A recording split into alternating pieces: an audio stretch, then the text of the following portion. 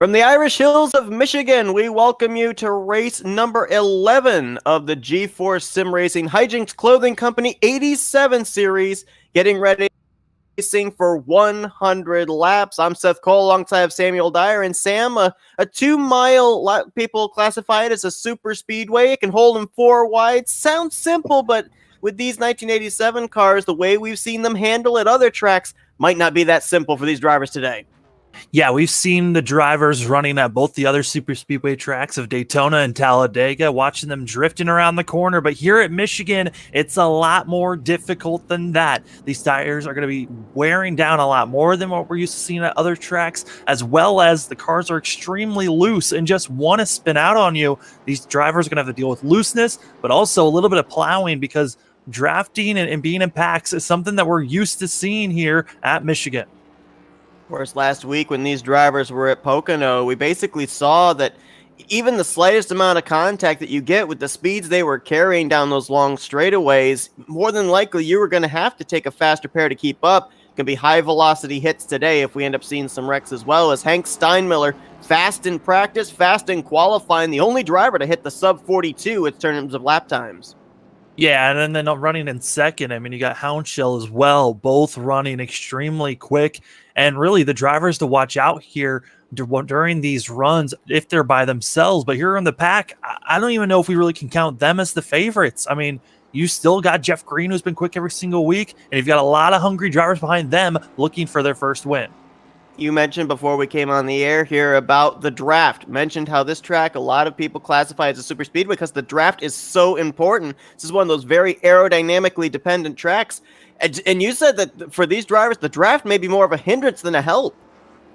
Yeah, they're going to be plowing into these corners, which means you will be carrying so much speed that you actually will start drifting up and just going straight instead of turning in these corners. It's something to watch out for coming into turn number 1 as the pace car is off.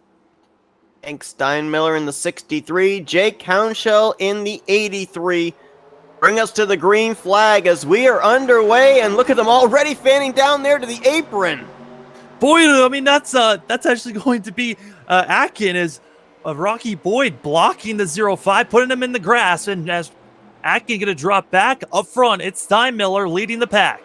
You know how good Blaine Atkin is on the short run, and apparently really wanted to get going there, forcing the issue down the apron, which also we got to remember that the drivers are allowed to change lanes to the inside or the outside as long as it's not before the start-finish line. So Blaine Atkin trying to expose that is way up on the top side there. That's Jeff Green trying to get to the inside of Rocky Boyd and Seth Harlson. Boyd in the wall.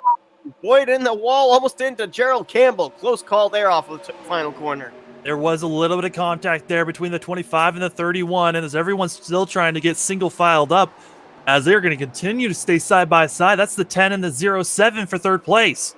And on that inside line, Jeff Green's going to be the one a bit at a disadvantage. That outside line gets a tremendous run off the corner and tremendous straightaway speed. You see there, Harrelson still able to keep in touch side by side with Jeff Green. Gerald Campbell kind of boxed in trying to figure out which lane's going to move. Yeah, which is bringing back Tyler Riggs and Rocky Boyd into the action here. But as we're seeing this battle here for third place, first and second are pulling away. Jeff Green in the wall. He saves it, though, as Harrelson had to make an evasive move down to the inside to avoid him, but did sustain some right front damage because of that. Because of all the lockups, Whitendorf able to make about 4 moves forward. Amazing passes by the 33, who's still side by side with Rocky Boyd and also Tyler Riggs, as they're still trying to figure out where they're going to be placed. Boy, did you see Tyler Riggs cross over from the top to the bottom, but that back end looked like it wanted to kick out, as now he'll move into the 4th position, getting around Harrelson. Rocky Boyd, who's been the driver in the middle of maybe 2-3 wide situations in the first 3 laps, now up into the top 5. You might be wondering, how are these machines that already have damage still running up front? Well, these 87 cars can take a beating. It really, you can be running up front. It doesn't matter what your aero looks like. It's more of if your engine's still running at top speed, you can stay up with the pack. Here's our points leader coming into this one, Christopher Morse Jr. Should mention as well, I think we talked about this back at Dover, that there are going to be 2 drop races allowed for these drivers. A lot of them that either missed near the beginning of the season or ended up missing a couple of races during the course of this season. This is the final race where the drop races will take effect. So we're going to have interesting looking point standings when we leave here today based off of which drivers decide to take which races for their drop races that we've already done. Yeah, a lot of drivers that have been running well all season long. Yeah, this is your time to, you're hoping to have another strong finish. But really, if you get caught into anything weird today, you shouldn't have too much trouble, as I've got my eye out on that 25 machine of Rocky Boyd. He has been the one machine that cannot stay stable as he's in the middle of 3-wide action. Again, third time he's been in the middle of a 3-wide situation. This time he's got Morse on the bottom, Harrelson on the top, and yeah, right when you said that you were focused on him, we've got the camera focused on him because you're right. He has been all over the place. Yeah, he's just been getting really loose off the exit of the corners, and now he's running at the wall. I don't know if that's a strategy just to let cars go on by. I was seeing this during practice, and a lot of cars were bouncing off the wall if they just stayed a little bit too high. Got to be careful staying up there in the 25 machine. And you saw him drift way up the track. That's going to put a lot of pressure on that right front tire, and the longer this run goes on, it's going to make it even more difficult to turn that car, especially in the center of the corner. Contact, Ooh. There's Rocky Boy into Whitendorf. Tremendous save by the Skoll Chevrolet. I don't know how Whitendorf was able to save that thing, because that was right in the middle of the corner. That is the hardest time to save a machine, and an amazing save by the 33. Blaine Atkin now, with the loss of momentum of the 33 of Whitendorf, moves into the 9th position, but here comes Eric Schaefer in the 5 machine. He drives to the inside, trying to move his way into the top 10. A lot of cars are recognizing it's difficult to hold your line on the inside, so it's a bit of a risk to dive it as hard as some of these drivers have been doing. Jeff Green right there in the 10. Looks like he's dropping back a little bit, dealing with some connection issues. Also, of course, got the wall there off of turn 4 earlier on. You can see the damage to the right side of that machine. And, oh, Blaine Atkins brushes the wall there off of turn 2. And we're going to see a lot more of this as the run goes on. Drivers trying to ask more of what their car and their tires are able to give them, especially on corner exit.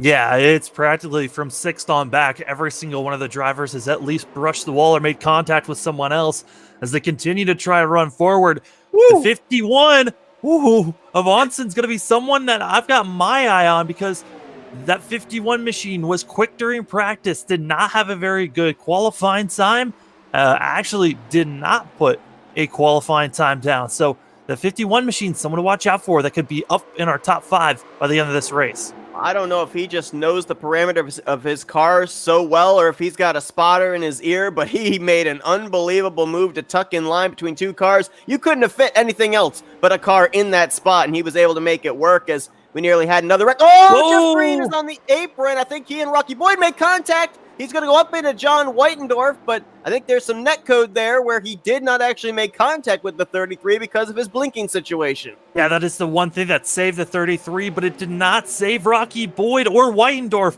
That's where a lot of the contact came, because Jeff Green was blinking in and out. When his car reappeared, it was actually in the front bumper of the 33, and luckily all the machines were able to still stay forward, but that was a scary moment for all the machines involved. There's another car up ahead in the top 5 there that's blinking as well. I can't tell if that's Harrelson or Tyler Riggs. It's one of the two as they continue to really be wadded up from 6th place on back. Reason we're not focusing up is the front is because right now they're kind of all single file riding. This is the side-by-side battling going on here just outside the top 5. Yeah, our front runners at this moment are just run your line, save your tires, as those tires are going to be very beaten up. We were talking with some of the drivers earlier on. It's 3 wide. Blaine Atkin deciding he wants to make a move forward here. That's going to be into turn 1. Can he keep it down on the bottom is the question. And yes, he does, but loses a lot of speed on corner entry, having to make sure his car did not drift up. And these drivers are all battling for just 9th place. So Blaine Atkin, someone that qualified well, qualified 7th, and one of those drivers that actually, even during practice, wasn't our top runner that we're used to seeing. Looks like he's still trying to figure out this racetrack and these machines. Now trying to get by Rocky Boyd for 10th. Saw Bo Brady back there brush the wall as Atkin gets the run off of 4. Will go to the inside of the 25. You mentioned about Zach Onson starting rear of the field. He is slowly, methodically, maybe taking advantage of drivers' mistakes, but He's now up to the 8th position and running lap times very similar to some of our guys up inside of the top 5. Now, I know the draft is obviously coming into play in these fast lap times that he's turning, but that car has been able to make his way. Oh, in the back, Rocky Boyd hard in the wall. Keeps it straight, though. The wall helped him to not spin, but a lot of momentum lost there as he's going to drop all the way back to 14th. But for a car that's had to work its way from the back up to where he is, that 51 car looks pretty doggone clean. Yeah, like you said, he's been watching everyone else have their issues. So, like I said, methodically making his way forward and kind of just waiting and seeing. It's still a very long race. We're only on to lap number 12 of 75. So a lot of racing to be made here. And I think a lot of these drivers are waiting to see how pit road comes along. Like I said, we were hearing from drivers, they were thinking about they can go about halfway for fuel, but can tires go that long as Blaine Atkins gets out of shape? Caution's going to come out as well. Rocky Boyd slides, makes a little bit of contact. At least 3-4 cars here on the back straightaway in trouble just when Jake Hounshaw was starting to make a charge for the race lead against Hank Steinmiller. Ooh, and Bo Brady might not be too happy with the 0-5. No, he's very upset with the 0-5. He even came over and said he was just surviving and a victim in the back. Let's go back and see what happened here. More than likely, Blaine Atkins driving frustrated, I would think, because, we talked about the fact he's been so good on initial restarts this season, been able to work his way up to the front in the very beginning stages of a run, but found himself mired back in traffic. And they could go all the way back to the block he had put on him, courtesy of Rocky Boyd at the initial start of this race. Yeah, I mean, that block really put him into the grass. He was already upset about that, and then gets into the wall. And then also, when we saw Rocky get into the wall, he got into Blaine. So it seems to be the same drivers that are just being a little over aggressive because they're trying to get back up front where they were at. But as replays going underway, drivers coming to the pits. And obviously with the hard racing we saw during these first 12 laps, I would say just about all these drivers have used up what their Goodyears were able to give them. So very happy probably to see this caution come down, get some fresh rubber. But one thing that I've seen happen quite a bit in the last couple of weeks in some other leagues as well, drivers get themselves into a long green flag run. They're used to what their car's able to do. Then they get out there with those fresh tires and they kind of forget what their car was capable of doing on the fresher tires, the slicker tires, and it gets them into trouble on these restarts. Yeah, I mean, sometimes it does, but I know with drivers, with having the tires that they're going to be having on, the newer ones, they most likely won't be doing a lot of wheel spinning like we've seen previously with drivers deciding to stay out. I'm looking at the lap times and the way the degradation was for these tires at their best, which was on lap 2. These drivers were putting on some very quick, for our pole sitter, Hank Steinmiller, he put down a 42.1. By lap 11, he was running 43.4s by himself and pulling away from the rest of the field. So that just shows how much these tires are just already taking a beating. But it's also interesting, the fact that because he was with traffic, because he had someone behind him kind of taking the air off his spoiler, maybe dragging him back and everything, Hank Steinmiller, his best lap time here in race conditions is about 0.2 off of what he ran in qualifying when he was out there by himself. Yeah, it's crazy to look at the difference that these drivers are dealing with. Now, obviously, in this league, these drivers do have one fast repair at their disposal. Looks like Blaine Atkins coming back down pit road. He has not used his. I don't think Rocky Boyd has used his. And I do not believe Bo Brady has used his in the 9 machine. Well, actually, I think he might have. Coming into the pits, it looks like Blaine Atkins deciding he's going to be coming in. Bo Brady is going to decide to possibly use his fast repair here. But it looked like under radio, hearing that Blaine Atkins engine or radiator or some mechanical issue was hindering that 0-5 machine from making it to the pits. So Rocky Boyd actually had to help that 0-5 make it in. And you saw right there, Blaine Atkin, he did use a fast repair. Rocky Boyd used a fast repair, and I'm pretty sure Bo Brady has used a fast repair. So that's 3 drivers. We're not even a third of the way through this race. They've already used up their fast repair. So now if they get involved in any wrecks, they're going to have to pretty much just ride this thing out with the damage sustained. One driver that actually did not start this race, it looks like, or no, he did start this race, but it looks like a start in park, ran about 5 laps before bringing it to pit road, is the 41 of Dallas Myhand. And that's a driver that came into this race running very well in the point standings. Yeah, Dallas Myhand, someone that still hasn't gotten a win this season, but has been looking very strong in the early portions of the season. And it seemed like after about race 5, he just started to drop off from the rest of the field. But Dallas Myhand still quick whenever he is running. The way they'll line up here for this restart, Steinmiller the leader, Jake Hounshell in second.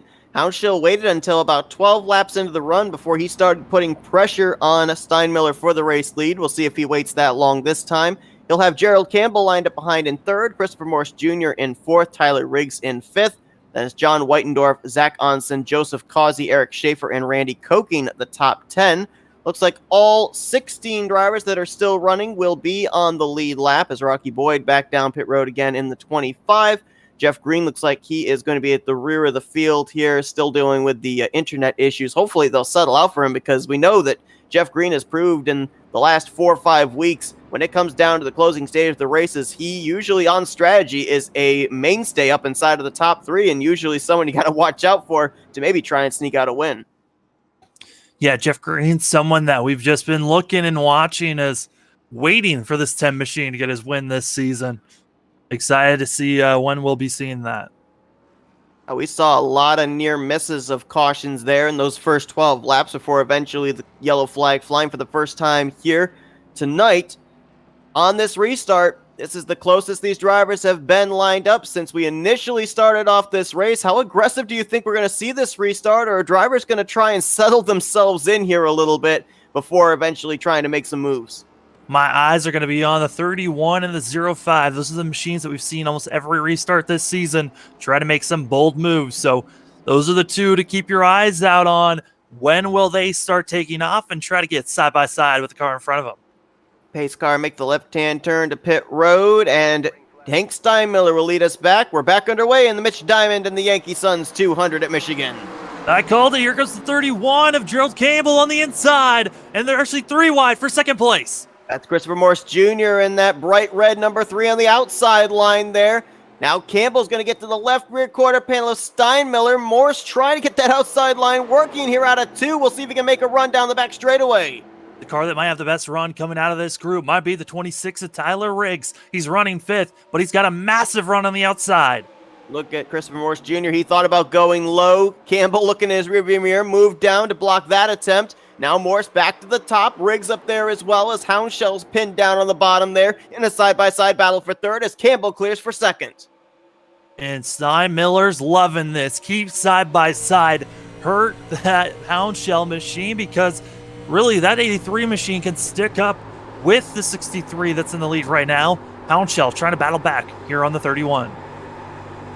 See if we can get that second position back away from Gerald Campbell. We're on board here with Tyler Riggs. You can just see right there the counter steering, turning the car more left coming off the corner to make sure it doesn't push up into the 3 of Christopher Morse Jr., who's to his outside, just based on the fact that tight sensation off the corner for the car on the bottom wants to pull you up into the left rear of the car you're battling.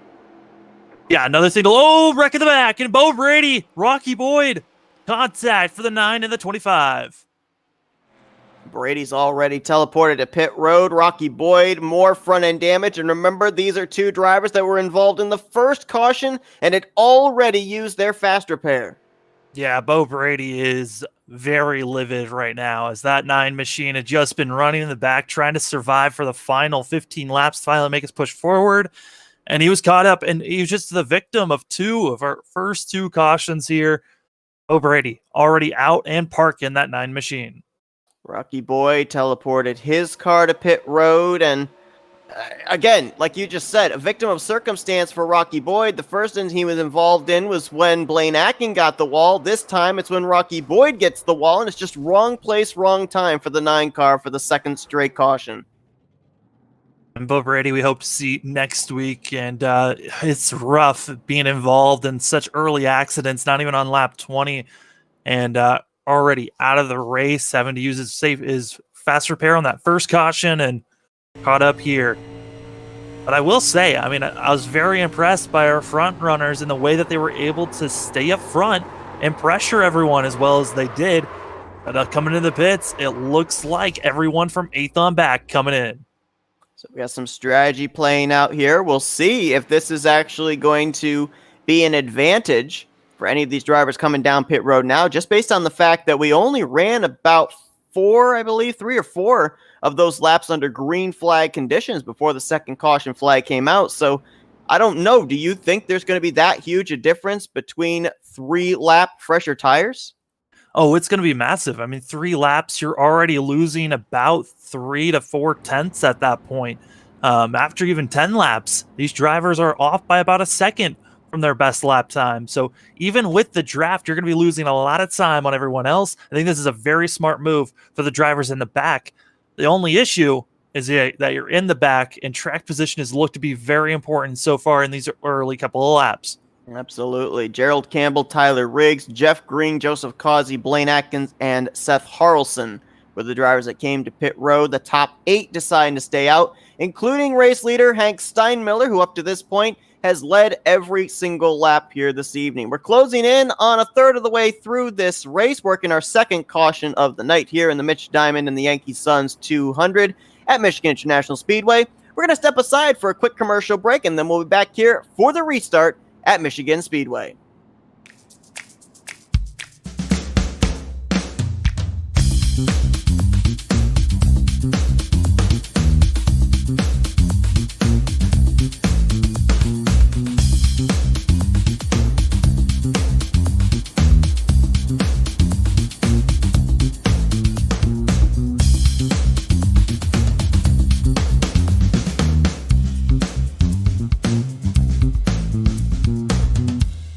Since the VFW was founded, their mission was really to look out for the veterans community, to make sure that our nation upholds its promise to really care for the service member, the veteran, and his or her family. There are several ways that the VFW fights for veterans today. The top services include disability claims assistance, advocacy on Capitol Hill and with the Department of Veterans Affairs. We also offer scholarship opportunities, and then also volunteerism.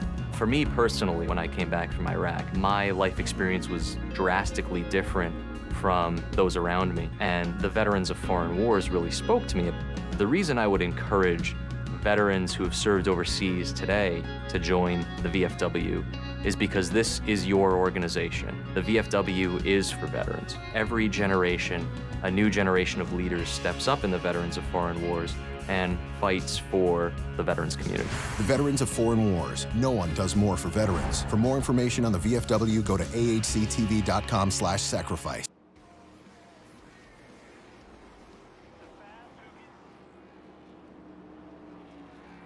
Green flag set to come back out here. It'll be on lap 22 of 75, which is going to give us a total of 54 laps to go here this evening at Michigan International Speedway. Hank Steinmiller showing the way, and you talked about how good Jared Campbell is good on these restarts. He's got fresh tires. Look at that 31 duck out of line back there around 7th place. Already taking off as well as the 05 of Blaine Atkins. No, there goes the 46.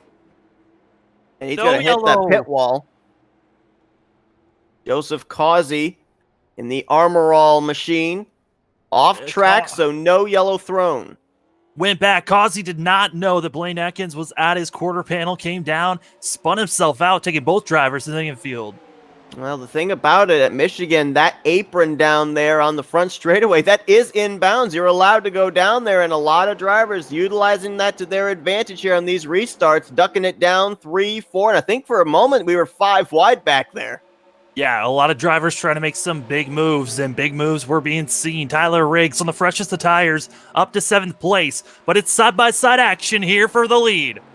Jake Hounshell, we saw him just running the apron on the front straightaway, trying to hold off Christopher Morse Jr. and get a run on Hank Steinmiller. Steinmiller a little loose there off the corner, as was Morse in the 3. Oh, contact in the back. I believe that was the 07 that's going to the inside, able to save it. Seth Harrelson with a wild ride down the back straightaway. All that runoff saving him from hitting the inside wall. Drops him back to 11th, but at least he didn't hit that inside wall and sustain more damage. Yeah, Harrelson still has his fast repair, even if he made contact there. So a lot of these machines, we're kind of tracking to see who still has a fast repair left. And just an update for cars in the back. Rocky Boyd in the 25 has decided to park that 25 machine.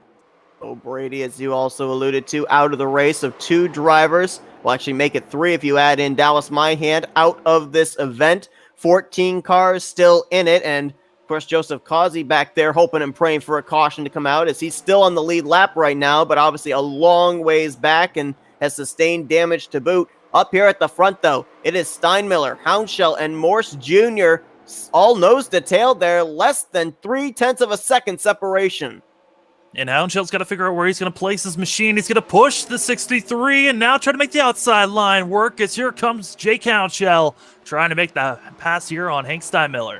Now remember, we saw that it was about lap 12 on the first run that Houndshell kind of waited to make a move on Hank Steinmiller, but at that time, the two of them were kind of by themselves. It was a 1v1. Now with Christopher Morse Jr. in the picture, Houndshell, I think, feels he needs to go, and you can see with the 3 up there offering the drafting help, that's giving the 83 the edge down the back straightaway.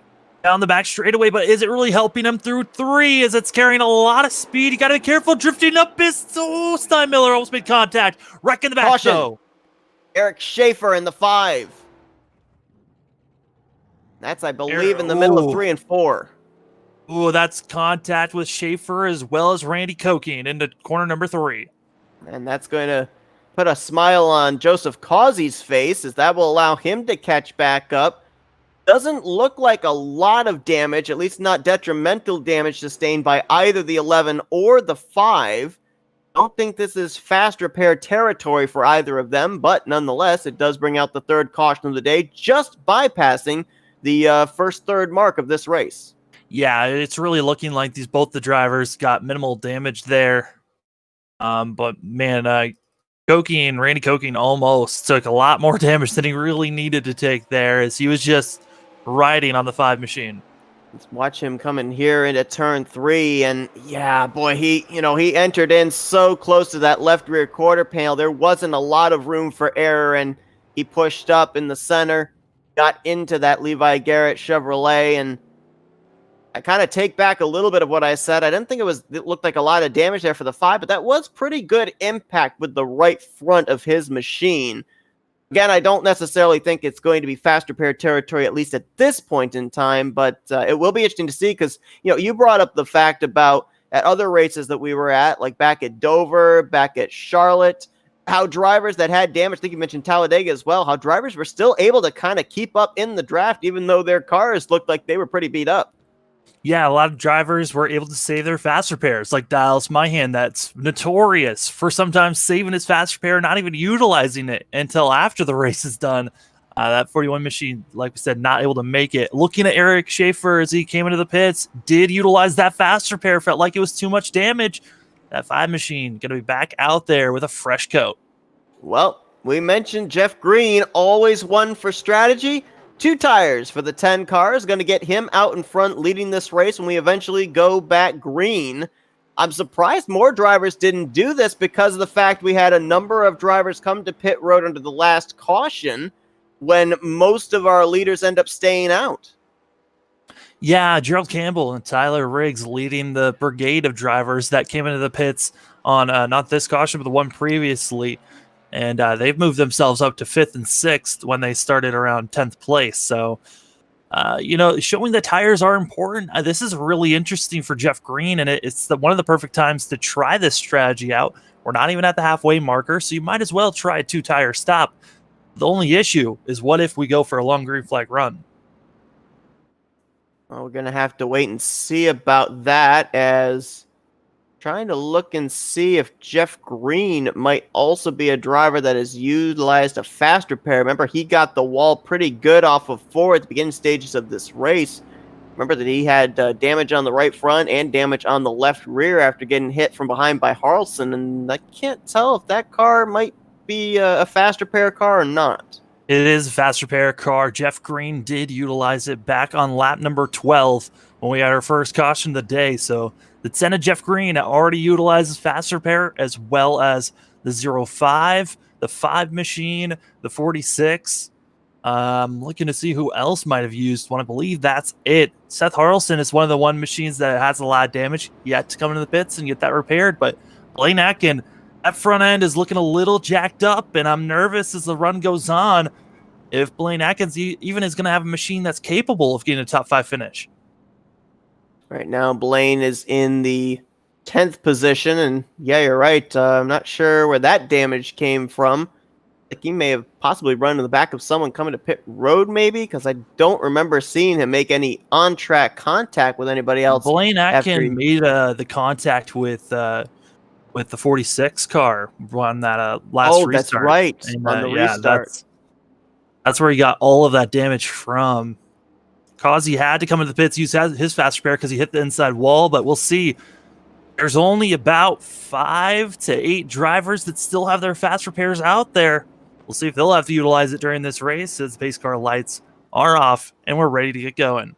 This is the highest Jeff Green has been today as he struggled with damage and internet connection problems in the beginning stages of this race. Now leading us back to green due to a 2-tire strategy. We'll see how long he can hold off Steinmiller, Houndshell, and others.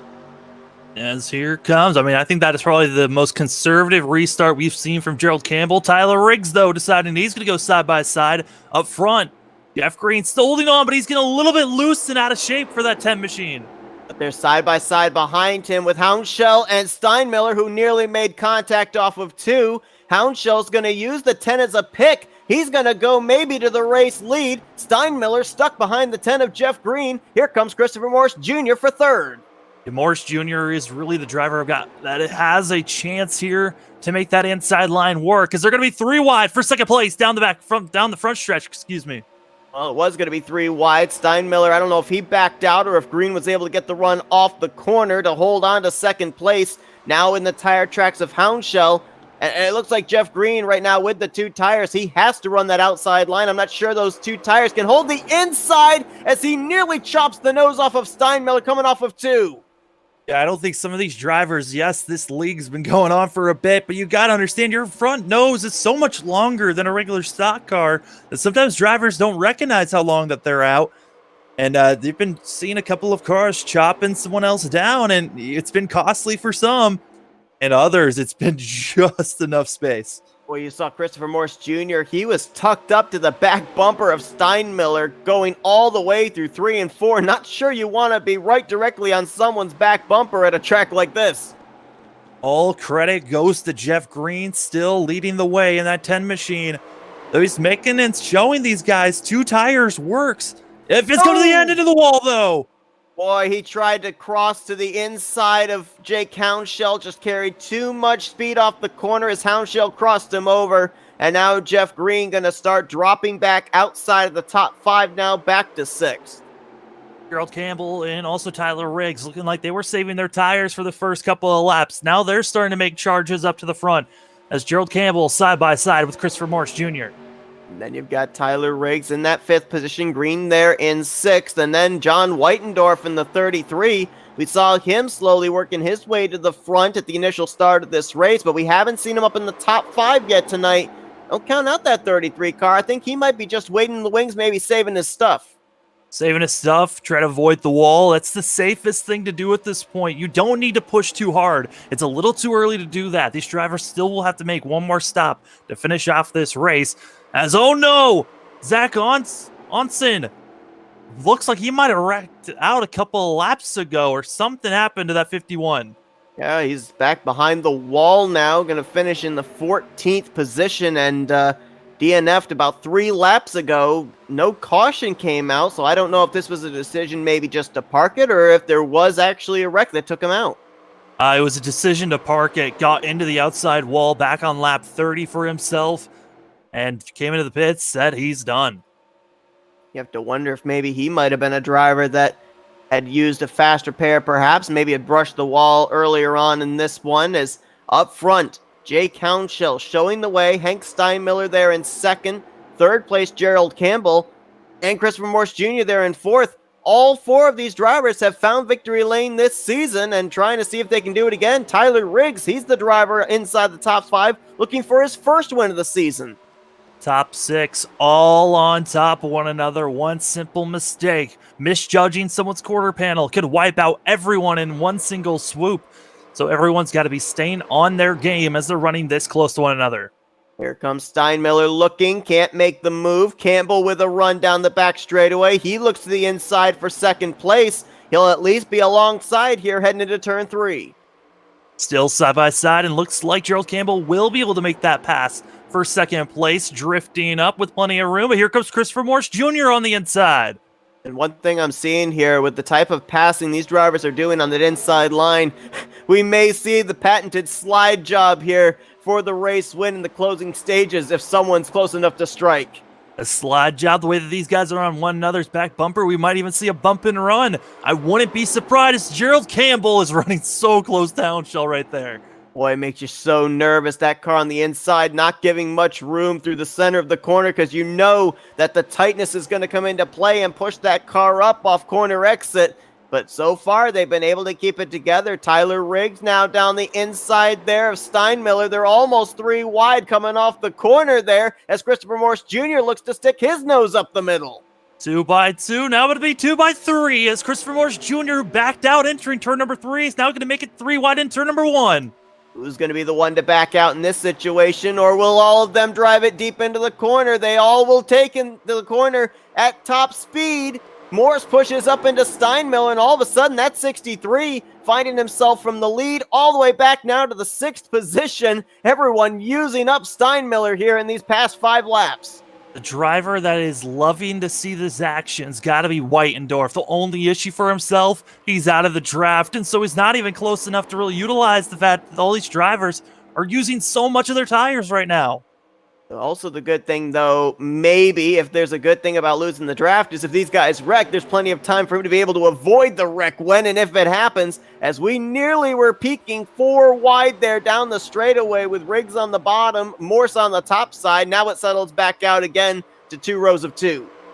Yeah, I mean, there's enough space for these drivers to go about 5-6 wide, but the issue is there's not enough space for them to go 5-6 wide turning into a corner. They've got to figure out how to make space for one another, or they're going to be causing everyone to be wrecked out here as they're coming around turn number 3. When they cross the line, that's going to be lap 38, past the halfway marker, and these drivers have really been putting on a great show so far. And with this front pack's racing, I'm nervous we might be seeing the accident or the next caution from our front runners. Definitely agree. Sam, you got the opportunity to be able to turn some laps here pre-race. Which lane is putting the most pressure as far as tire wear for these drivers? Is it that inside line, or do both lanes equally rip up these Goodyears?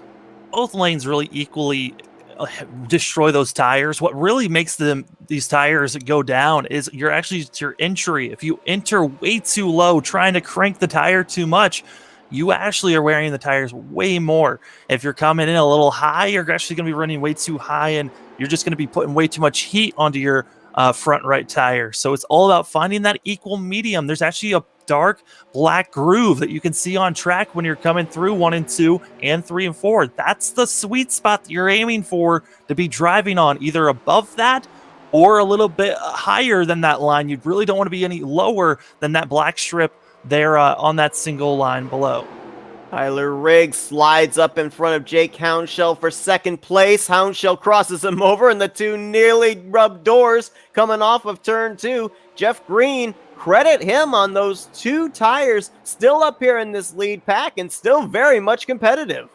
Yeah, if anything, this is showing the rest of the field, hey, even if your car has slight damage, 2 tires does work. Now, the only issue is that Jeff Green was able to hold off everyone for about 3 laps or so, and ever since then, he's kind of been just lingering in this middle pack, not able to really make any moves forward. So that's something to watch out for. If you're wanting to there's only 6 laps left, you might want to go for a 2-tire stop. Houndshell drives it really deep there into turn 1, just barely clear on Tyler Riggs, who tries to turn down to cross him over out of turn 2, and that's going to be a situation for these drivers, I would think, as well. The opportunity to be able to pull the crossover may start going away the longer the run goes on, just based on the fact the car's not going to want to turn left. These drivers have been out there for 13 laps on these tires. It's starting to put a little bit of wear and tear as these drivers, based on what their best lap times were, they have already dropped off by a full second, almost a second and a half since their last restart. All right, so I know I'm tempting fate, but I gotta ask the question here. You know, they're into this long run. It's the longest run they've been on so far.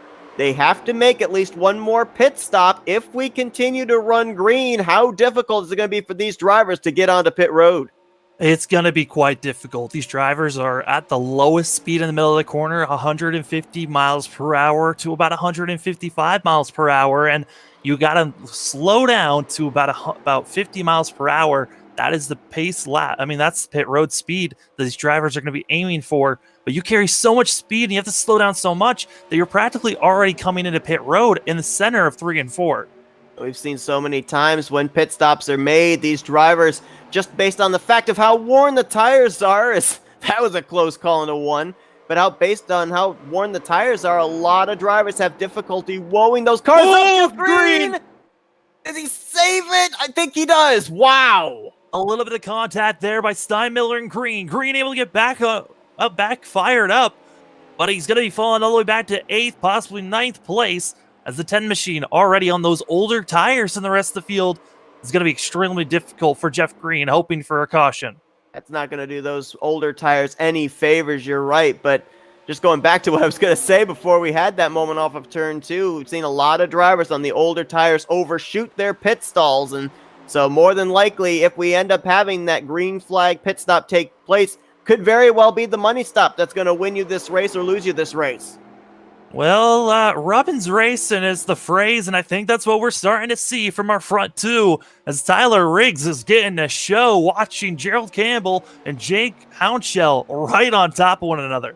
Yeah, if you're Tyler Riggs, I mean, what do you do in this situation? You get a big run when the two of them are side by side, but do you want to take that momentum to the front, or do you want to wait and see what happens, just based on, as you said, both Hounshell and Campbell not giving each other a lot of room in terms of side draft? Well, I think right there answers your question. Once Gerald Campbell got clear, here comes Tyler Riggs. Something to note, Tyler Riggs and Campbell are teammates, so they are willing to work with one another here, probably going to give each other a little bit more room than what they would be giving other drivers. Campbell going to probably try and stay up there on the outside line, give a toe to the 26 down the back straightaway. But you can see as well, Hounshell right on that left rear quarter panel, not allowing Riggs to get away. They continue the side-by-side battle for second. Blaine Atkins clobbers the wall again and decides to pit it and end his day as the 0-5. Blaine Atkins looks like he's going to be finishing 13th. Incredible, the fact that Michigan, it's the outside wall impact that has taken out a number of our drivers so far. Atkin, Onsen as well. Rocky Boyd ended up retiring out of the race after we saw him get up into the outside wall, bringing out the second caution. And Bo Brady, who was a victim of circumstances twice, was due to a car getting up into the outside wall. So, man, that outside safer barrier has played a huge factor already here today, and we're only, about maybe closing in on 2/3. We still got 30 laps to go here at Michigan, so all these guys that are up here still aren't out of the woods yet. Yeah, they're really not. I did some quick calculations here, and I think the drivers are going to be about 10 to about 15 laps short for making it to the end here. So around lap 60 to about 65 is when these drivers will be thinking about coming in the pits. Now, this track being 2 miles in length, there is the slight possibility, at least for your front runners, they could come to pit road, make their pit stop, and maybe barely come out still on the tail end of the lead lap. So with that being said, could we see some of these drivers maybe short pit a little bit earlier than what we would expect them to? Well, I'm expecting to see some of these drivers that might have friends up front come at the same time. And like we've seen, the draft is very important on how you're able to carry that speed and keep moving forward. The only issue is, based on the patterns that I've been seeing throughout the season, I'm nervous for Tyler Riggs. He's been struggling on pit road almost every single racetrack. He's overshot his pit stall almost every time. So that 26 machine, he's got to hit his mark if this is going to be a green flag pit stop. See Joseph Causey and Jeff Greenback here in a battle for 7th place. The two of them were able to get around Seth Harrelson a couple of laps ago. Harrelson still fighting the damage he sustained all the way back on lap 3. as he's still on the lead lap, though, in the 9th position. Let's give a shout out to a couple of the other drivers back here as well, because, I mean, in order to rack up points, which we're, as we said, going to see a lot of shifting of drivers where they are in the standings after the drop races are announced at the conclusion of tonight's race. You got Todd Eldridge back here, still soldiering on, still in the lead lap in the 10th position. Randy Kokian and Eric Schaefer, who we saw get involved in the 3rd caution, they're still back here as well on the lead lap in 11th and 12th. Yeah, I mean, these drivers, they might be thinking about the staying out as long as possible strat. That's what worked out for Schaefer last time that we had a green flag pit stop, which was back at Dover, that allowed that 5 machine to get a top 5 finish. So there's going to be a lot of strategies to be involved here. I mean, Jeff Green, we saw back at Dover, like I said, our last time we had green flag pit stops, that's when we saw Jeff Green almost have every single driver 1 lap down because he was the one that stayed out the longest. 2 miles in length this racetrack is. You mentioned about 10 laps short on fuel. The pace has definitely backed down a good bunch by nearly a full second. Is there even the remotest chance that some of these guys back here oh man, they continue to pinch each other there, still door banging for second, but is there the remotest chance that any of these guys back here could maybe save those 10 laps of fuel and make it the distance? The driver that would have my eye out would probably be Seth Harrelson. He's been running back. He was at 6th at one moment. Has dropped back, been staying around Causey and Todd Eldridge and trying to save as much as he can. And he's back down his pace quite a bit compared to the rest of the field. 0-7, someone to watch out for. You never know. Todd Eldridge might try to stay out as long as possible, as well as the 5 machine, but they're so far back that they might lose those spots just based off how quick our leaders are going to be once they get fresher tires. It's one of the toughest things about fuel saving. If you're back there outside of the top 6 or 7, the amount of time you lose under green flag conditions while trying to save. And not only that, but if they do try to make it the rest of the way, they're basically asking their tires to hang on for 49 laps. Yeah, it's a long time that they're asking for those drivers to stay out there. The tires are just being brutalized. Like you said, I was running some laps before this race, and these drivers are not running the normal Michigan that the stock car drivers run now. They're running the legacy Michigan track, which is a lot more bumpier and aggressive on these drivers. Really, it might be even physical fatigue that could be kicking in at the end of this thing. But here comes Gerald Campbell as Tyler Riggs did not get out of too well. No, he did not. Campbell and Houndshell both kind of worked together there on that inside line off of turn 2 to give Campbell the run to the inside, and it looks like he will clear for the top spot off of turn number 4. Houndshell may have brushed the wall just a tad there, as he's going to at least keep his momentum up. I don't think he hit it enough to give himself damage, but I think that right rear quarter panel may have had just a slight brushing there with the outside safer barrier. Well, Houndshell really had to back off and almost spun it around as he was got right on the back bumper of the 3 of Christopher Morris Jr. So these drivers are getting racy, and you're seeing that the tire's no longer there. The grip off the exit, also on entry, just not as well as it used to be. In the majority of this run in this 4-car pack, Christopher Morris Jr. has been the 4th car in line, now deciding to make his charge up here towards the front into the 2nd position and trying to reel in Gerald Campbell. Looking back here at the 63 of Hank Steinmiller, now I know obviously that he's back here because he's lost the draft, but it's kind of a what happened, because this was the dominant car in the first third of this race. Yeah, after the contact that he had with Jeff Green, he lost the draft to the front pack and also has a little bit of front end damage for this 63 machine. So Hank Steinmiller slowly has just been dropping back. Honestly, I think the best strategy for him is to go back to where Weidendorf is and possibly have both of them move forward.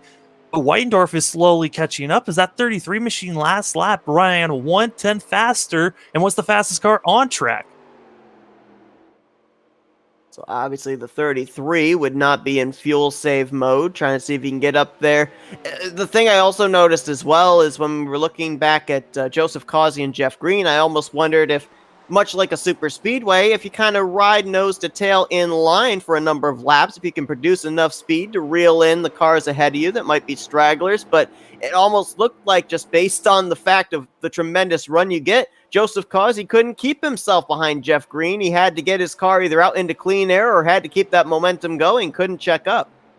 Yeah, Causey did not want to check up as now he's caught into the back bumper of Whitendorf, and both these machines running just as fast as our leaders.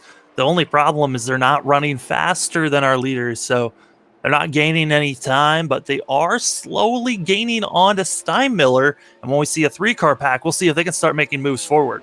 This is a great comeback here for Joseph Causey, who got involved in that restart wreck, hit the very end of the pit road exit wall down in the infield, and now on the back bumper of Whitendorf for the 6th position, trying to march his way up into the top 5. I don't think that 46 has been in the top 5 all day long. No, has not, but the battle for the lead. Christopher Morse Jr. is there, and he's getting under the 31. Tyler Riggs, it's the sound shell contact. And caution will wave with 20 laps to go.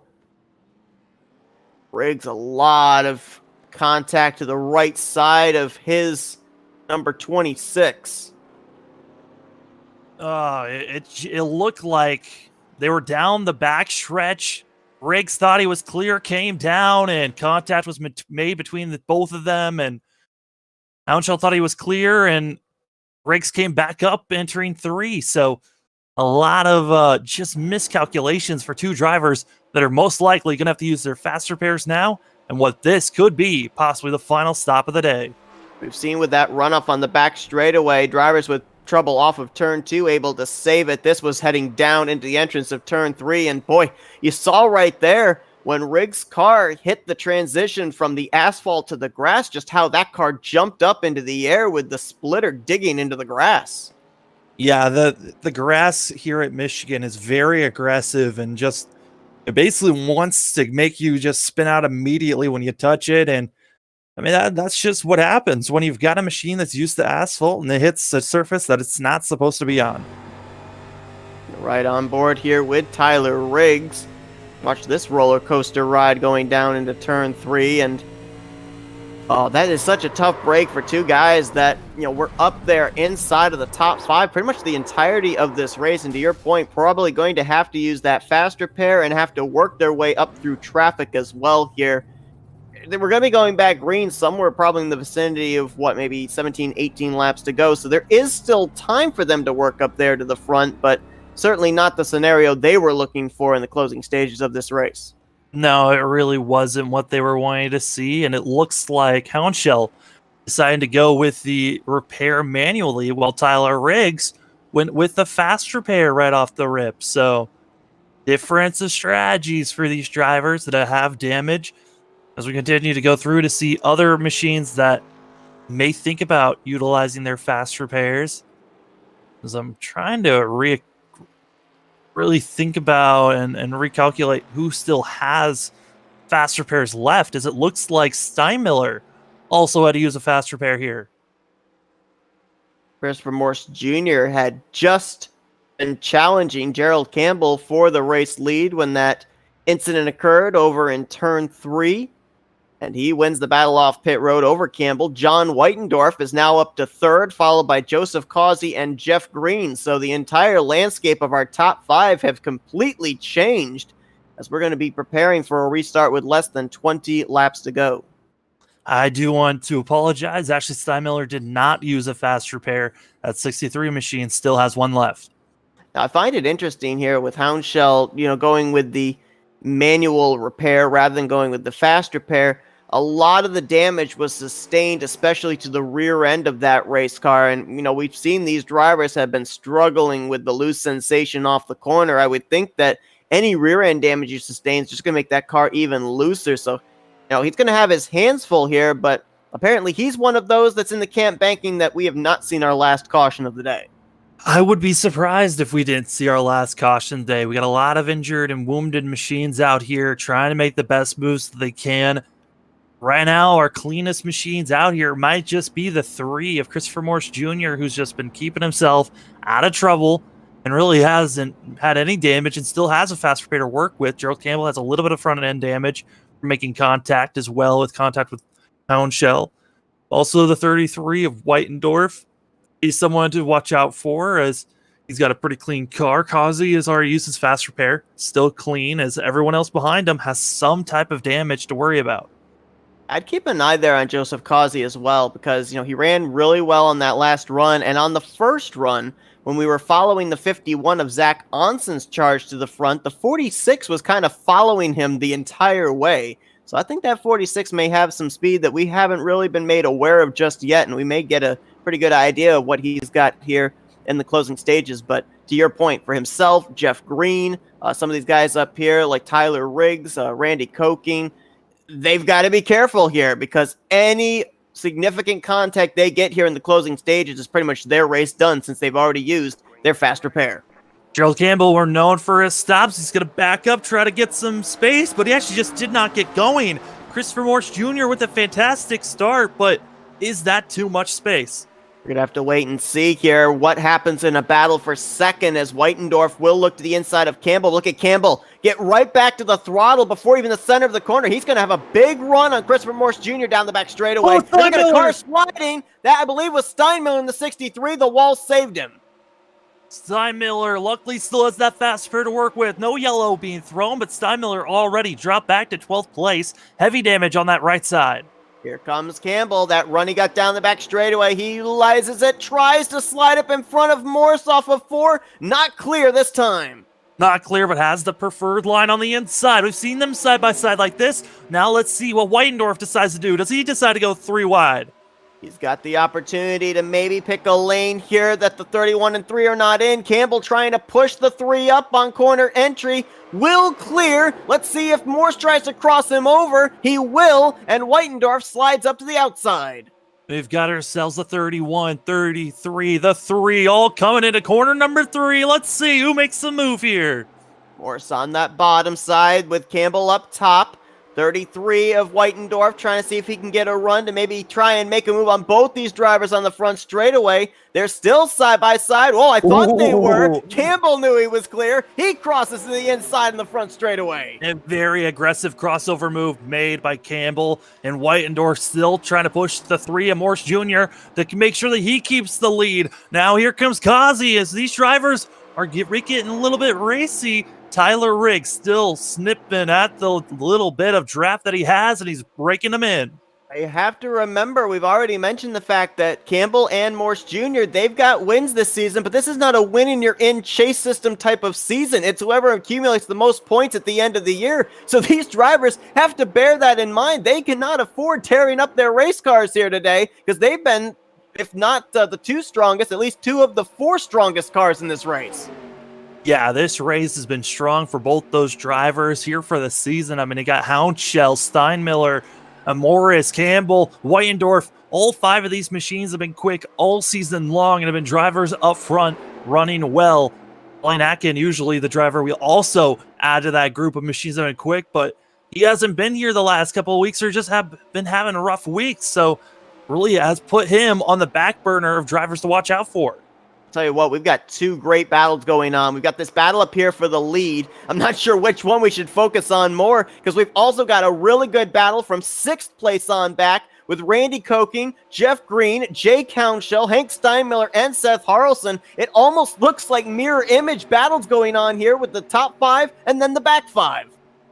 Side-by-side action for the 2nd place and 1st place. It keeps on shifting where Christopher Morse Jr. wants to be. As Kazi's just looming there, Riggs as well. Jeff Green able to get by Koking, and that's a huge move because, below contact, Steinmiller once again. There goes Harrelson as well. Is that going to bring up hard contact for the 07 surface? We stay green as we're still side by side for 3rd place. It's now Kazi and Whitendorf. Harrelson and Steinmiller involved in that one, but no yellow flag thrown as the contact was really down below the white line on the apron, so therefore not deemed caution worthy. This battle for 3rd place, as you mentioned, though, Kazi, pushes up in the corner, gets into Whitendorf, who's going to save it. Wow. Again, Whitendorf with another amazing save for that 33, and it's the same exact scenario that happened last time, and now he's in no man's land. Now going to lose the draft, and that splits up this front four as well. Campbell and Morris about a car length separation, then about 3 car lengths back to Tyler Riggs, another half car length back to Causey. Tyler Riggs is going to be trying to catch up here. Christopher Morris Jr. has been kind of waiting for his moment to pounce. He's quick.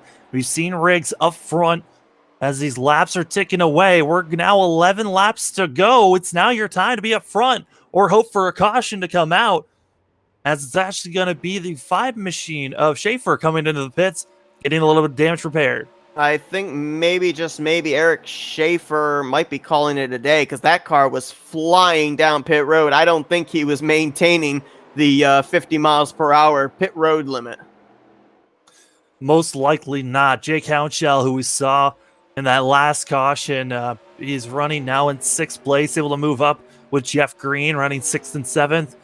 It looks like this might be where they might be stalling out, as they're about a 1.5 seconds away from 5th place of Whitendorf. Whitendorf is a second away from our top 4, but Tyler Riggs is now on the back bumper of Christopher Morris Jr. He might be the car on the move and maybe the driver that could be making a pass here for the lead coming to the closing laps. Yeah, at this point in time, maybe Jake Hounshell rethinking the idea of not taking his fast repair when he could have, because you just mentioned it, the comparison between himself and Riggs, who both were involved in our latest caution.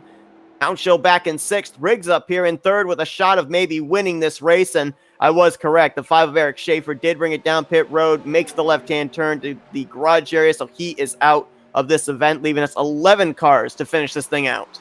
Tyler Riggs entered turn number 1, making the pass easily by the 3 machine, and you know, it's so difficult when you're in a league that has fast repairs because you're trying to save it just in case there's that final caution that comes out.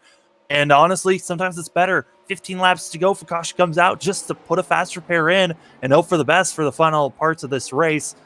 Tyler Riggs feeling well, but also let's remember this is the 87 league, this is the 87 rule set. So with about 4 to 5 laps to go, if a caution comes out, this race could be ending under yellow. Absolutely. I think, based on what we've seen with the cautions, I think there's only 2 laps of pacing here. So I think they may be able to go a little bit further than that, maybe to about lap 72 is the furthest they could go to be able to get back green, maybe for a 1-lap shootout. If we got to 73, for sure, the race would be over. So be borderline 72, 73, but we may not have to wait that long as these drivers dancing down the back straightaway. And you mentioned this about how it's been difficult for Tyler Riggs to kind of close out the deal. He's been competitive week after week, but we get into the closing stage of the race and he either gets involved in a circumstance or he ends up losing touch with the front of the field with the tires wearing down. This is a great opportunity for him right here, but you mentioned the 31's a teammate, so how hard does he race Campbell here with 7 laps to go? I mean, Campbell's thinking, I want another win on my list, but also thinking, hey, I haven't seen my teammate get a win in a while. He hasn't won in this series.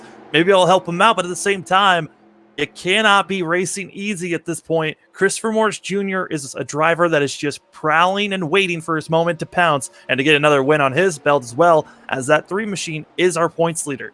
And Joseph Causey may be about 0.6 of a second behind these drivers, but I think he's just able to sniff the draft of this group of 3. And if these 3 make some contact in the closing stages, who knows? Causey may be able to slip by all of them and take this checkered flag. Pack racing's been going on all race long, and now we're starting to see everyone kind of split up. The only real groups that we have right now is our front 3. You can count front 4, as Causey does have the draft just faintly. And then you also got a 2-car tandem of Jake Hounshell and Jeff Green. Everyone else very spread out from one another. Hounshell and Green right now in 6th and 7th. John Whitendorf after that amazing save off of turn 2. All by himself in that 5th position, waiting to see what happens up ahead, as it's going to be closing in on 5 laps to go when they hit the line, this time by up at the front. It's Campbell, Riggs, Morse Jr., and Causey. 50% of your top 4 have taken checkered flags this season. Riggs has run the most races of the other 2 and has not found victory lane. Causey, I believe, is only making his first start of the season, maybe his second in this series. I believe it's his second for Causey, and I mean, these drivers have been putting on a great show so far. We've seen our pack be as big as about 11 drivers. It is now dwindled down to 4. and who will make it to the end. Gerald Campbell's feeling very comfortable right now in that 31 machine, as Tyler Riggs has not really shown any type of pressure to make the pass, which kind of makes me a little nervous for Campbell. Is Riggs saving anything for the 31 machine? I've been watching Campbell down the back straightaway, kind of ducking down, not allowing the 26 to get his draft and get a run on him, very much like a super speedway, controlling the draft. But, yeah, is there something else Tyler Riggs can do to close up the gap? You saw him run about a half groove lower that time through 1 and 2, made up a little bit of ground. Causey's coming. The 46 machine has finally decided it's time to go, and it's the perfect time. We're coming within that marker, like you said, where if we have another caution, this thing is ending under yellow. Top 4, all single file for the moment, as Campbell enjoys about maybe a 3/4 of a car length lead back to Tyler Riggs. Slow car ahead, that's the 07 of Seth Harrelson. Which lane will he take? They're all going to go to the inside of him heading into turn 1. Tyler Riggs digging it deep onto the inside. Gerald Campbell had to run a little bit higher than he thought he had to. Causey right there. All 4 of these drivers within a half a second of one another. Who is going to make the first move, as they've been staying in line for the past 5 laps? Christopher Morris Jr. has been closer to Tyler Riggs' back bumper than Riggs has been to Campbell these last couple of laps, but nobody has stepped out yet, as Riggs continues to run just a little bit lower through the corners, trying to gain some ground on Gerald Campbell. Still, the gap remains stagnant, about maybe half a car length between these two. 2 laps to go at Michigan. 2 laps to go. Fresh air in front of these guys. There's no one to really worry about, as the 63, the next car to be a lap down, is about a half of track away. It is now down to these 4 machines. Whoever makes the move first most likely will get to the lead, but Tyler Riggs might be getting team orders to block for the 31. Is it time for the 31 machine, Gerald Campbell, to get more wins, so he's got a better shot for the championship? Christopher Morris Jr. got loose there through 1 and 2, lost a little bit of ground. Causey might have had to check up for him, and now he's losing touch with the top 3, as the white flag will be in the air this time. Still, Riggs, a little bit closer this time, maybe right on the back bumper by the time they get to turn 1. Where does he make the move? Is it in 1 and 2? Is it in 3 and 4? And what does Morse do? Tyler Riggs running the same exact line, and that is a way not to gain any time. Here comes Christopher Morris Jr. running a little bit of a lower line, but he's going to have to exit a little bit higher as he almost brushes the wall. Here comes the momentum by the 3 as he's trying to make a move here on the 26. Where does Riggs go? I don't know if he's close enough to try a slide job. He's going to run about a half groove higher here, maybe try and get the run off of turn 4. Morse drives it in deep on the bottom, but I don't think either are close enough to strike. Battle will be for second, as Gerald Campbell's going to come to the checkered flag. Riggs, Morse, photo finish for second. Riggs gets it. Christopher Morris Jr. going to get third, and Joseph Causey in that 46 machine, able to survive after contact with Blaine Atkin back on lap 30, gets a top 5 finish for himself. Very rarely do we see drivers that get involved in wrecks early on and have to use their faster pairs be able to make comebacks, but both Riggs and Causey were able to do so. Riggs involved in the last caution number 4. Joseph Causey's incident didn't even bring out a yellow, and both were able to battle back for top 5 runs, but the wins continue to pile up here for Gerald Campbell, and this is a driver who missed the few first races of the season. Of course, going to be able to utilize the drop races after tonight, and it could be a whole new championship picture between himself, Blaine Atkin, Christopher Morse Jr., and a number of the others that were up there at the top of the point standings. I know Campbell doesn't want to hear this, but I think for this season, how many wins he's been getting at the end of this thing, putting himself back into the points picture for a championship. The questions of what if that Tarlington win actually went to 31 is going to be looming over this team as we get closer and closer to the final stage of this season. Absolutely. As a 1-2 finish there for the teammates. Gerald Campbell getting some congratulations there from Tyler Riggs. Riggs was able to hold off Christopher Morse Jr. there coming to the start-finish line, and yeah, maybe playing defense there for Campbell. Did a tremendous job of doing that if that was the case. But I know that Riggs, obviously, anytime these drivers put on the helmet, I know it's a teammate that they're behind, but every driver wants to take a checkered flag no matter where they're running or who's ahead of them. Yeah, they are really looking for every type of advantage to get the win here. And Gerald Campbell loving this victory here, as this was a hard-fought battle, a lot of pack racing, and it was all about holding your line and trying to defend from everyone else. A lot of hard racing as well, and more than likely, we should have probably seen about 3 or 4 more cautions during this race. A lot of drivers with tremendous saves here today. Yeah, I've got to give driver of the day to John Whitendorf after the multiple saves that he had to have today and coming out with the top 5 finish. Looking here at the finishing results is Houndshell, who was up front for a good portion of this race, will finish in 6th. Jeff Green had to come back after a faster pair and get in the wall a second time after that to finish in 7th. Randy Koking, great run, top 10 for him in 8th. Todd Eldridge was able to survive today, finishing in 9th. And Hank Steinmiller, it was like a good day, went from bad, went to worse for him as he led the first third of this race, but then we saw him mired back in traffic and then, of course, got involved in that spin on the back straightaway with Seth Harrelson. He'll finish in the 10th position, but that certainly doesn't seem to be a finishing result worthy of the speed we saw of that car early on.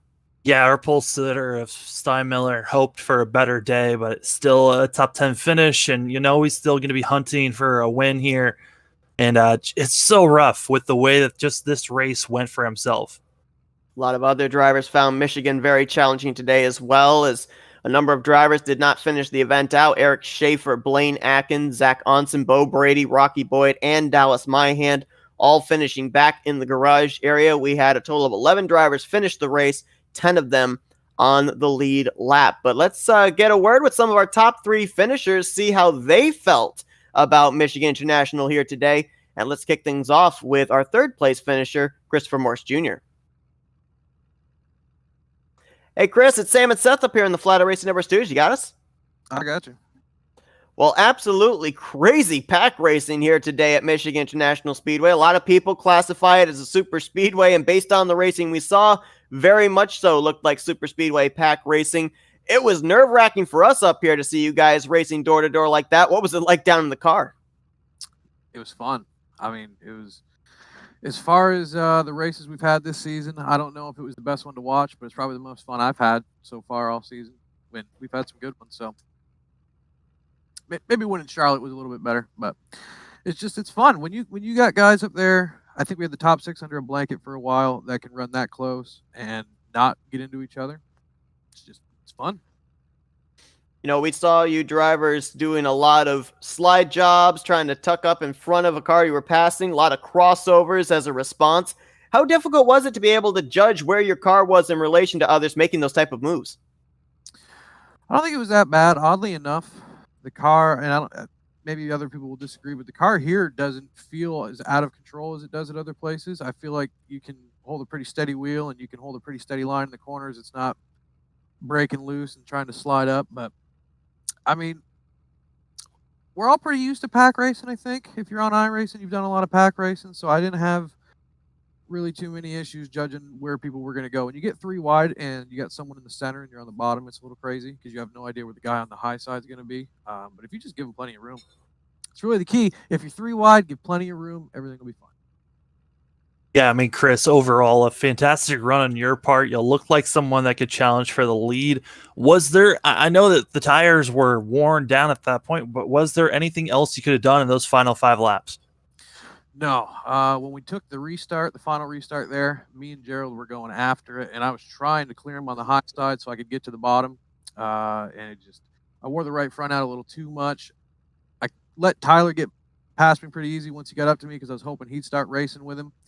And I don't know if he didn't have enough car or he was just cool with a 1-2 finish. But they never really got side by side, and I was just, at that point, trying to hold off Joseph.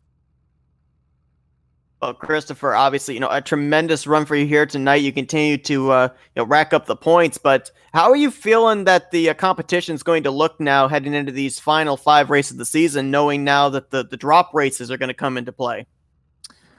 Yeah, so the drop weeks, I'm not too concerned about it because I feel like the drop weeks, nobody's really missed too many races that are going to be in a position where they're going to be affected by it. I'm looking at Gerald and Tyler maybe to get a little bit closer, but if you look at the top 6, really, I think it's like 500 points in between, and you're talking about gaining if you're somebody who's missed 2 races or more. You're not going to lose any points versus somebody like me who's going to lose, maybe 300 or so. So it might get you within 100, 150 or so, but with 4 or 5 races left, I just don't know that I don't think it's going to provide too many more opportunities. Maybe 1 or 2 drivers will be able to capitalize on it. I don't think it's going to be too crazy. Well, obviously, great run tonight, a podium finish for you here, Christopher, up there in the conversation for the win, and maybe one of the cleanest cars out there as well. I don't think you made contact with anyone during the course of this race at all, so a very clean, pristine, bright red number 3 out there today. We're going to let's do some shout-outs now. Yeah, man. Shout out to Mitch Diamond and his band, Mitch Diamond and the Yankee Sons, for sponsoring. They're out of Detroit, Michigan, so give them a listen. They're on Spotify, YouTube, iTunes, anywhere you can get music. Shout out to Zach Onson. I know he gave it a shot tonight. I think he ended up getting pushed into the wall at some point. But shout out to him for sponsoring with the Hijinx clothing company. And shout out to you guys, man. Great broadcast as always. That's Christopher Morris Jr. He's going to finish in the podium here tonight, 3rd place in the Irish Hills at Michigan. Once again, congrats on a great run, and we look forward to what you do next week, heading back to Daytona. It's going to be fun, guys. Have a good one. And let's now get our 2nd place finisher here, Tyler Riggs. Hey, Tyler, it's Sam and Seth up here in the Flatout Racing Network Studios. You got us? Yeah, I got you guys. Well, man, a wild one here tonight at Michigan. We saw you have to kind of mount a little bit of a comeback charge after you had that contact up in turn 3 between yourself and the 83, having to use that fast repair. But, man, right up there in the vicinity in those final few laps, was there anything you could have done to get around Gerald for that win?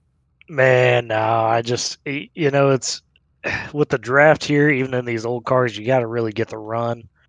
And I just couldn't quite catch the run I needed in 1 and 2. I was good in 3 and 4. Like, it felt like I was better than Gerald there at the end in 3 and 4, but he was just better in 1 and 2. And that's where I couldn't put together, a full lap to really get that momentum, get beside him. So I was pushing for all I was worth. I made it work at least. We saw you in a lot of 3-wide situations. We saw a lot of 3-wide situations during the course of this race. Was there like a game of chicken there when you guys were heading down into a corner 3-wide as to who was going to lift and who wasn't?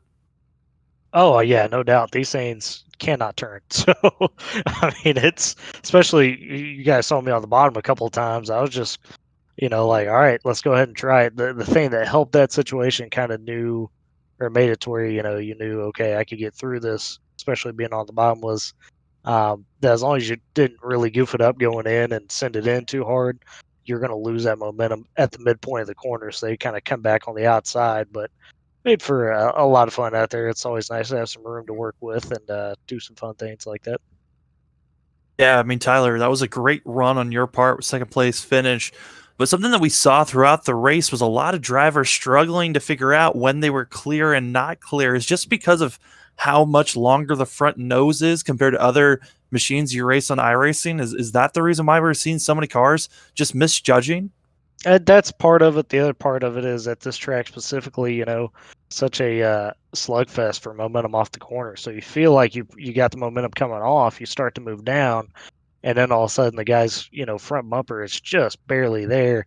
Now, for me and Houndshell, our incident wasn't so much that. It was both of our tires were super worn on the rights, and I was sideways down the front or the back stretch. So that was a situation where I got loose going down the back stretch and just barely tagged him. And then, of course, with these cars, once you're hooked onto a guy like that, you're just, there's no way you're getting off of it or anything like that without somebody spinning or, really kicking sideways.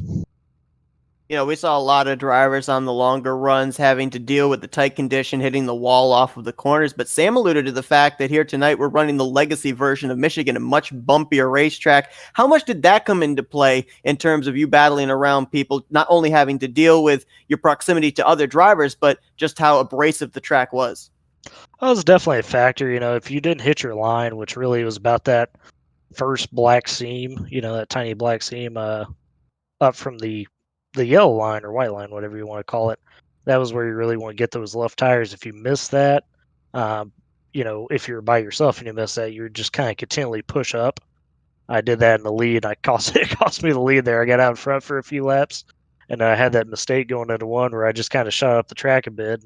You guys saw I just got freight trained after that by the three behind me. So definitely a tough place that if you weren't comfortable with getting it in there in the middle of the corner where you needed to be, you were going to struggle a bit coming out of the corner. And you saw that by a few guys tonight, like you guys are alluding to. I know just about half the field probably at least slapped the wall once coming off of 2 or 4.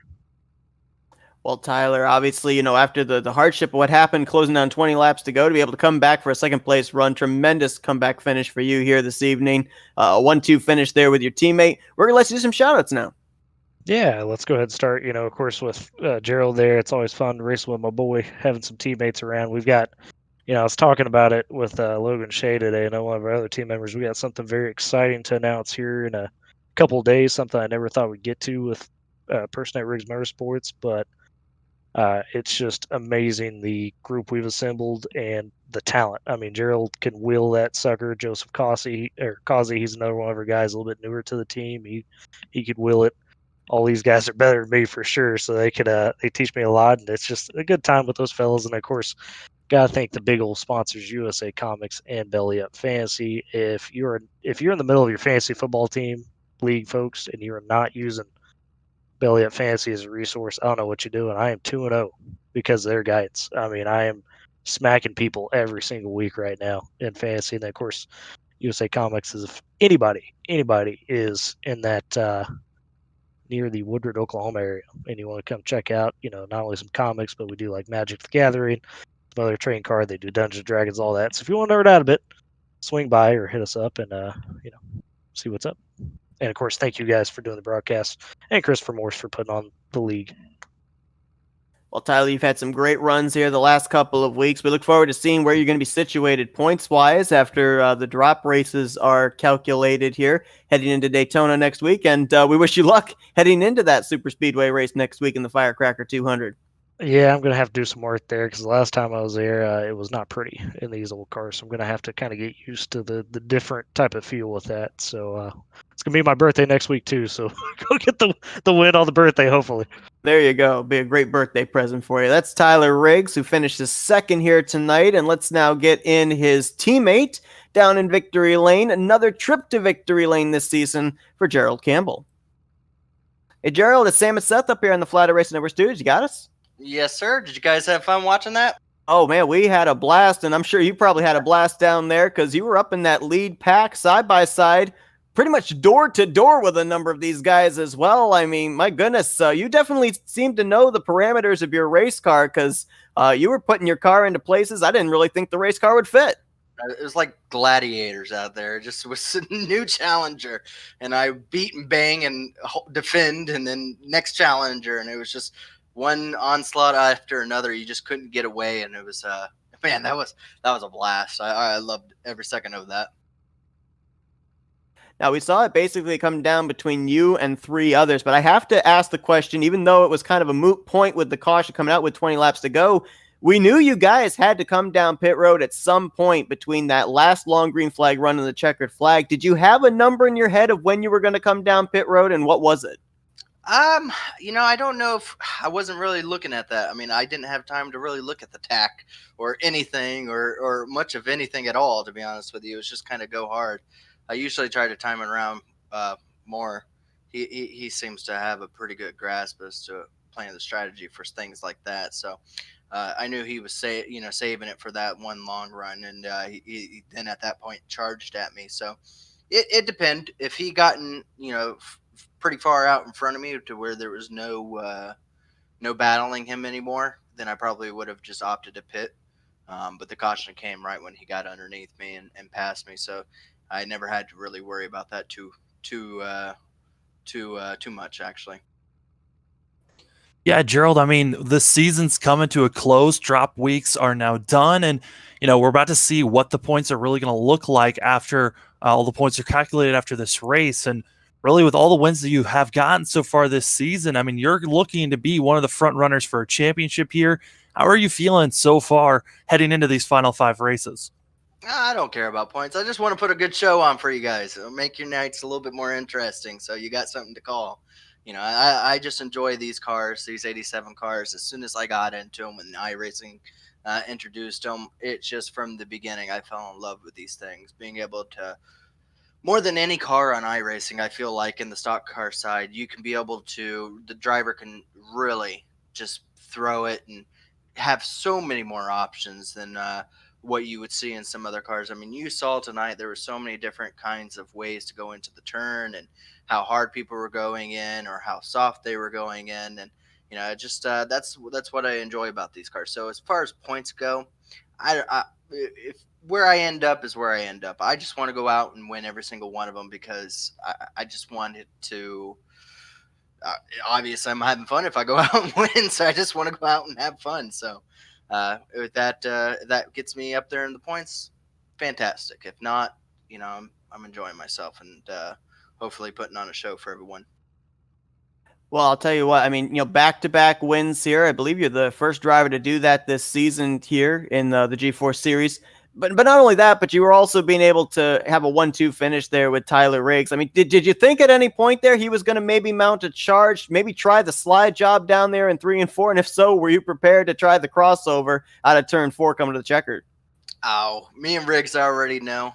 We've bumped and banged and wrecked many times with each other. There's no give or anything like that with PRM. If we can give the other person a draft and help them out and get that position for the other person, we'll do that. But we're not going to go about just running single file. Trust me, he was not running single file with me. He was trying. I could feel it on my back bumper. He was giving everything he got. And for those last few laps, it was just trying to make sure I was nice and steady. So if he got underneath me, would I have fought? Without a doubt. Without a doubt. I'm not here for points. I'm here for the win and have fun. So it probably would have ended with both of us, probably with one of us coming across the finish line and the other one probably having to push it across the finish line. So that's just how me and Riggs and PRM races. We go hard. We all are hungry for a win. I know Riggs hasn't won one. He's finished a lot of good positions here in this league. So I know he would have given it everything he's got. And, even though I know he's hungry, he knows that I like winning. So I'm just going to go out there and try to win. So no matter if I've gotten 100 wins or if it's my first, I'm going to go out there and race it like I'm a hungry dog. Well, with this victory, your third of the season, and now put you top of the list of drivers with wins this season, the most so far. And obviously, we got Daytona coming up next week, so it could be a lot of fun to see what you do with the 31 car there. But for now, let's do some shout-outs, Gerald. Yeah, again, thanks for PRM. Thanks to anyone that's watching this, more for setting up this league. This G4 Sim Racing League with 87 cars is a lot of fun. We may not have the biggest amount of car count, but the quality is there. So I appreciate him, really pushing this league to its extent. And thanks to you guys. Thanks to for everything you guys do. You guys put on an awesome broadcasting. I love watching over these things, and you guys are the best at it. And it shows with the amount of people that I get back saying, man, that looked just like real life, because you guys do just such a wonderful job out there with what you guys put out as far as entertainment. And I'm just happy to be a part of the things you guys get to say. So hopefully Daytona is no different. Hopefully you're going to see me out there, and we'll put some more decals on the side of this thing so I can rub them back off at Daytona. And, that's a home track for me. Obviously, I'm a Florida man, so, crazy as can be, that's the way I like it. So hopefully I'll see you guys again in the front row. We saw Gerald Campbell be able to definitely work the draft here today at Michigan. Look forward to seeing what he can do when we get to that 2.5-mile super speedway at Daytona next week. Gerald, once again, congratulations on a great run and taking the checker flag here tonight at Michigan. Wish you luck next week when we do eventually get to Daytona International Speedway. Appreciate it, guys. We're going to have a blast, and everyone's going to want to tune into that for sure. And as we set our sights on Daytona, I mean, Sam, these drivers, they started out the season at Daytona. Michael and I think, had to check our pulse after that race was over, watching these drivers slide into the corners. I mean, these drivers are going to have a little bit of experience from that race heading to this one. I believe this one's going to be under nighttime conditions, but can we expect to see a lot more of the same when we get to Daytona next week? Yeah, I mean, Daytona, Talladega, I mean, all we saw during those two super speedway races is slipping and sliding, and it's just going to ramp up even more. The driver's actually going to have a little bit more grip to work with, so they might not be as sideways as they were at the daytime Daytona, but still, it's going to be quick. There's a possible chance of seeing another car flip. You know, when we were talking to Gerald, he said he's not worrying about points. He's just going out there to try and win. But I mean, obviously we focus on the points because with now back-to-back wins, 3 wins on the season, with the drop races that are going to be put in place heading into Daytona next week, there's still 5 races left in the season. They're still good with the momentum that Campbell has. There could be a pretty good championship battle when we get to the finale at Atlanta. Yeah, I mean, coming up next couple of tracks, I mean, we got Daytona. That's going to be a wild one. Then we go to Watkins Glen, where the Road Course Warriors are going to come out. And then we have 2 short tracks lined up in a row, going to Bristol and Martinsville, where everything could be shooken up in an instant for a lot of these drivers that are running up and well in the points. Finish it all off at Atlanta. And last time we were at Atlanta, that was a blast of a race as well to watch. So a lot of exciting racing for us to prepare for. But man, it is going to be a fun rest of the season, that's for sure. Absolutely. The drop races will take place as we are now in the home stretch of the season here for the G4 Sim Racing Hijinx Clothing Company 87 series, but a great one here tonight in the Mitch Diamond and the Yankee Sons 200 with Gerald Campbell taking the checkered flag, back-to-back wins here in the last 2 weeks. Sam, 75 laps of racing here tonight at Michigan in the books, Daytona on the horizon. Appreciate you joining me in the booth here tonight. Looking forward to next week. It's always a pleasure there, Seth.